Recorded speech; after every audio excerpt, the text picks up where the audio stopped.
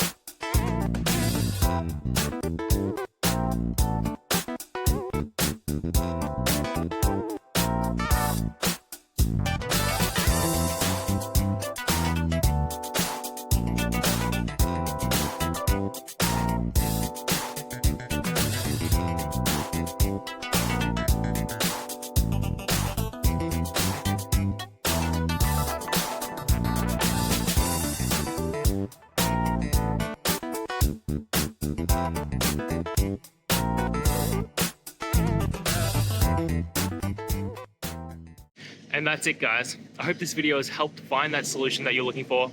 And if it did, please hit the subscribe button. I'd really appreciate it.